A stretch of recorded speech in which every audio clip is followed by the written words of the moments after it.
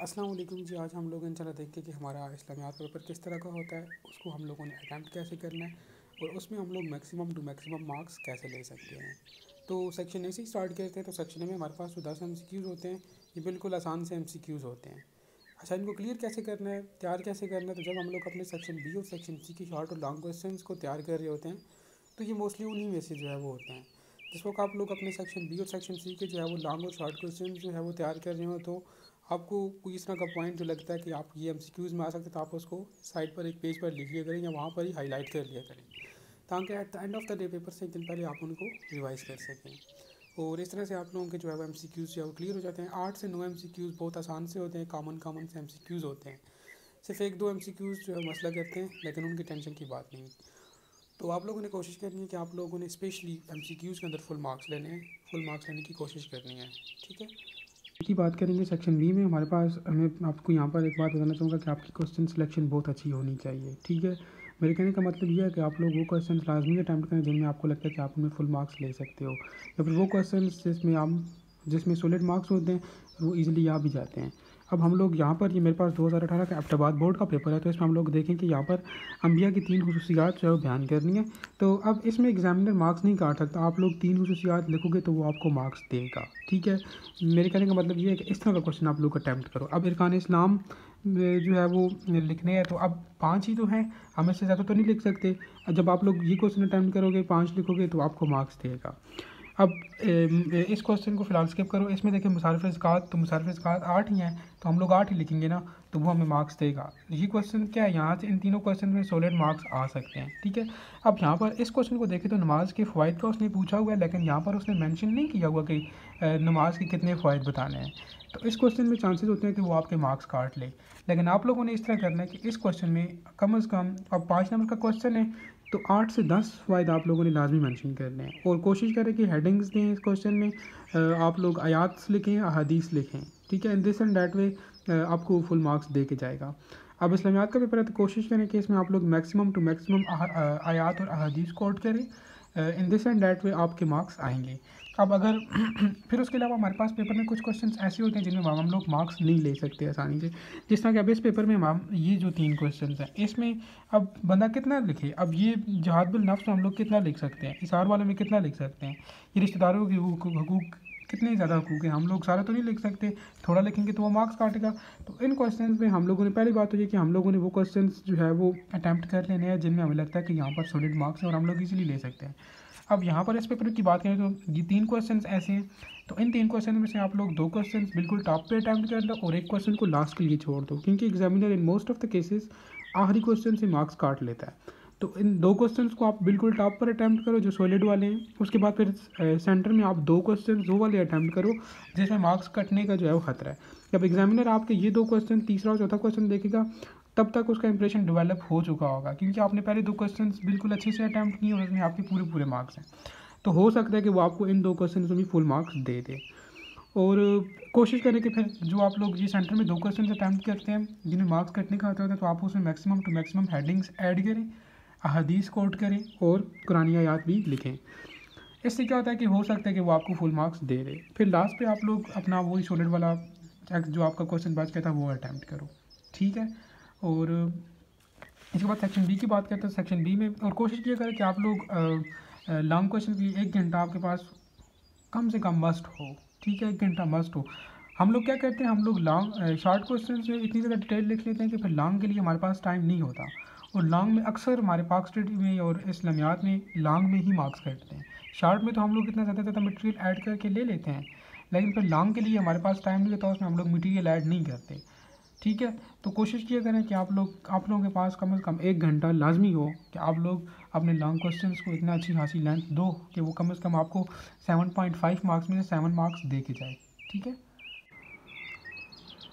हाँ जी, अब हम लोग, हमारे पास ये एक पेपर है वो देख लेते हैं। अब देखें, ये सेक्शन बी के शॉर्ट क्वेश्चन है। इसमें जो है वो मशहूर मलाइका के नाम और उनके जो है वो काम के बारे में पूछा जाता है। तो फर्स्ट ऑफ ऑल यहाँ पर उसने मलाइका के बारे में बताया, और आप देख सकते हैं कि इसने एक चीज़ भी कोट की है यहाँ पर। तो कोटेशंस कोई भी हो वो भी आप सेंट्रलाइज करके लिखा करें। ठीक है, और जो आपकी मेन हेडिंग होती है उसको ब्लैक मार्कर के साथ और सब हेडिंग्स को ब्लू मार्कर के साथ। अब यहाँ पर आप लोग देख सकते हो मेन हेडिंग ब्लैक मार्कर के साथ लिखी गई है और जो सब हेडिंग्स हैं वो ब्लू मार्कर के साथ लिखी गई हैं। आगे हम लोग देखते हैं इसमें, ये आप देख सकते हो फिर कोटेशन उसने कोई ऐड की है तो वो उसने सेंट्रलाइज करके लिखी है।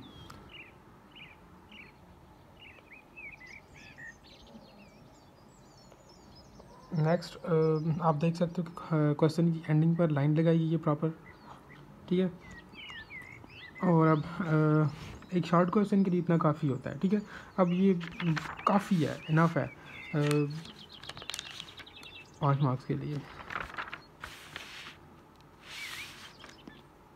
अब नेक्स्ट क्वेश्चन नंबर 2 देखा जाए तो उसमें भी उसने क्या किया, इस्लामी किताबों के बारे में पूछा गया था, तो उसने पहले वो उसका इंट्रो बता दिया, पस मंज़र बैकग्राउंड बता दिया।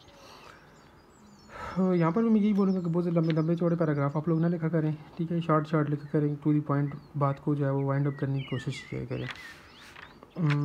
शॉर्ट क्वेश्चन तक इतनी डिटेल नहीं देनी होती, ठीक है। और पाक स्टडी के अंदर मैं अगर आप लोगों को बताऊँ तो जो आप लोगों के पास एक शॉर्ट क्वेश्चन होता है उसको आप लोग पेजेस की 2 साइड्स कम से कम लिखें, ठीक है। और ज़्यादा से ज़्यादा आप लोग 3 पेजेस या 2.5 पेजेस भी लिखें तो डैट इज़ इनफ, ठीक है।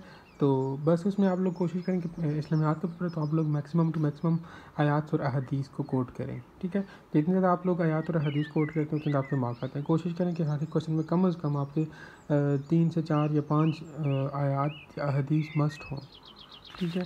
तो उस तरह आप लोगों के मार्क्स आएंगे। और क्वेश्चन सिलेक्शन का मैंने आपको पहले बता दिया है कि क्वेश्चन सिलेक्शन आपकी बहुत अच्छी होनी चाहिए। और इसके अलावा आप लोगों के पास कोशिश यही होनी चाहिए कि आप लोग कम से कम एक शॉर्ट क्वेश्चन को 10 मिनट से ज़्यादा ना दो, ठीक है। 10 मिनट से इनफ होते हैं एक शॉर्ट के लिए। बस 10 मिनट में आप लोग जितना लिख सकते हो लिखो और उसके बाद नेक्स्ट क्वेश्चन पे जाओ। लॉन्ग के लिए आपके पास 1 घंटा मस्ट होना चाहिए।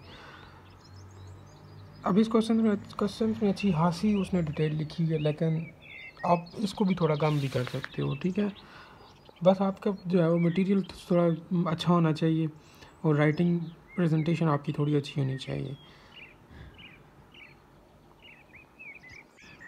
स्पेशली इस्लामियात के पेपर में हम लोगों से गलती तो होती है कि हम लोग शॉर्ट क्वेश्चंस को लेकर बैठ जाते हैं और लॉन्ग के लिए हमारे पास टाइम नहीं बचता। तो फिर वहाँ से क्या होता है कि हम लोग लॉन्ग में मटेरियल ऐड नहीं कर पाते, तो फिर वो लॉन्ग में मार्क्स कट जाते हैं। जितने हम लोग शॉर्ट में उठाते हैं उससे डबल हम लोग अपने लॉन्ग में कटवा कर बैठे होते हैं। तो कोशिश ये करें कि बस आप लोग 10 मिनट से ज़्यादा एक शॉर्ट क्वेश्चन को ना दें और बस कोशिश करें कि लॉन्ग क्वेश्चन के लिए कम से कम आपके पास 1 घंटा मस्ट हो। जब शॉर्ट क्वेश्चन आप लोग कंप्लीट कर लो तो फिर उसके बाद आप हर एक क्वेश्चन के नीचे जो है वो लाइन लगा लें, ताकि जो है वो पता चल सके कि यहाँ पर आपका क्वेश्चन एंड हो गया है। उसके बाद आप बिल्कुल आराम सुकून से अपना सेक्शन सी शुरू करें। और सेक्शन सी में आपके पास 2 लॉन्ग क्वेश्चन होते हैं तो आप आधे घंटे में अच्छा खासा लॉन्ग क्वेश्चन लिख सकते हो। आधा घंटा दें या फिर हाँ इतना भी काफ़ी है। बस कोशिश करें कि आप लोग लॉन्ग में मैक्सिमम टू मैक्सिमम जो है वो डिटेल आयात हदीस सब कुछ ऐड करें, हेडिंग्स हों आपके पास। अगर मैं आपको बता दूं, और अगर आपकी राइटिंग थोड़ी अच्छी है तो कोशिश करें कि थोड़ा बड़ा बड़ा करके लिखें, हेडिंग्स भी थोड़ी बड़ी करके दें, ठीक है। और ये आप देख सकते हो कि उसने कोटेशंस वगैरह किस तरह से लिखी हुई हैं, वाक़ियात वगैरह, आयात हदीस वगैरह हाईलाइट करके।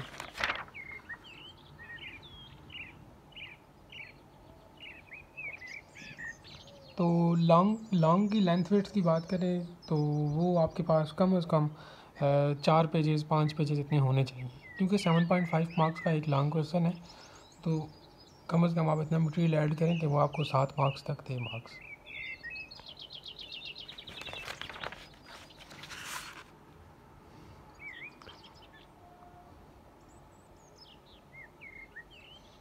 अब इस पेपर में सिर्फ एक चीज़ जो है वो चेंज करने वाली है, वो ये कि आप लोग कोशिश किए करें कि आप लोग जो पेन यूज़ कर रहे हैं वो डार्क हो थोड़ा, क्योंकि वो और ज़्यादा आई कैचिंग होते हैं।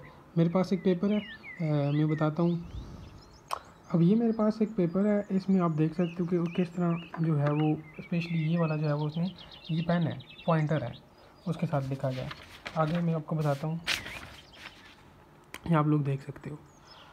अब ये क्या है, ये ज़्यादा आई कैचिंग है। जो दूसरा, अब अगर हम लोग लाइट पेन के साथ लिखें तो वो थोड़ा रफ सा लगता है। और अक्सर स्टूडेंट्स कहते हैं कि पेंसिल के साथ लाइंस लगाए जाएँ, लेकिन मेरी पर्सनल सजेशन आप लोगों के लिए ये है कि आप लोग मार्कर के साथ लाइनें लगाएं क्वेश्चंस के नीचे, क्योंकि पेंसिल थोड़ा रफ जो है वो अपीयरेंस देती है। तो आप इस तरह देख सकते हो। और यहाँ पर मैं फिर बोलूँगा कि अगर आपकी राइटिंग अच्छी है तो आप लोग हेडिंग्स को थोड़ा बड़ा करके दे दें, वो और ज़्यादा अच्छी लगती है। ठीक है, और थोड़ा खुला खुला करके लिख लिया करें इस तरह। अब यहाँ पर एक और चीज़ है कि अगर आपकी राइटिंग अच्छी है तो आप लोग ये जो कुछ कोटेशंस आयात और हदीस वगैरह हैं, ये भी जो है वो आप लोग मार्कर के साथ लिख सकते हो, ये भी अच्छी लगती है।